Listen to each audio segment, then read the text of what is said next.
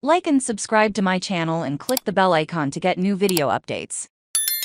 Counseling 4 myths about peer pressure in 7th grade. Nathan Maynard joined a gang in hopes that it would give him the sense of belonging he lacked at home, but his new friends only made him make bad decisions, and he was thrown into prison, sent to the office for playing 73 times, a number he remembers, because the principal kept track of his visits on a post-it note taped to his desk. Maynard, co-author of Hacking School Discipline, wasn't motivated to change his life until a teacher told him that if he got good grades, he could get a scholarship to college and leave Indiana. He decided to distance himself from the gang and make new friends who wanted to do fun things that wouldn't get me into trouble. Risk-taking increases between childhood and adolescence, especially when children are with their peers. This can have long-term negative effects. For example, research shows that if 7th and 8th graders meet friends who exhibit deviant behavior during their adolescence,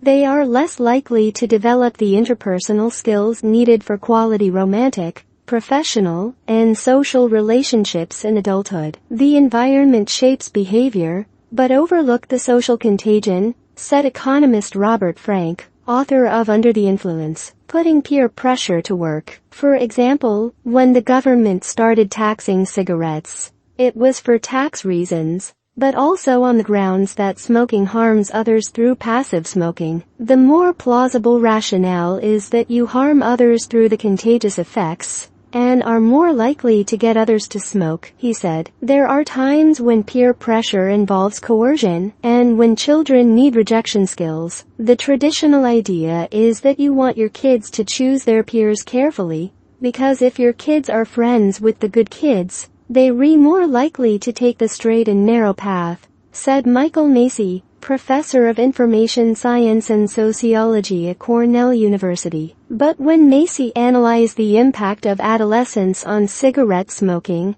he found that it's not just a matter of whether a child's friends smoke. It is also about whether the children who have social status in their network smoke. Kids see what makes friends by looking at the characteristics of popular kids, and then they adopt that behavior because they think it will help them gain social acceptance and avoid isolation, Macy said. Schools have different cliques, and you can lead your kid to a subculture where the popular kids have those traits and friends with those traits who do constructive things, Macy added. This can mean joining the school orchestra, joining a sports team, or doing volunteer work. It is also important for parents to be mindful of which celebrities they're highlighting. For example, after a shooting outside a recreation center where the West Philly Panthers youth soccer team plays, Philadelphia Eagles wide receiver A.J. Brown and running back Miles Sanders came to the site and led a workshop for 350 children,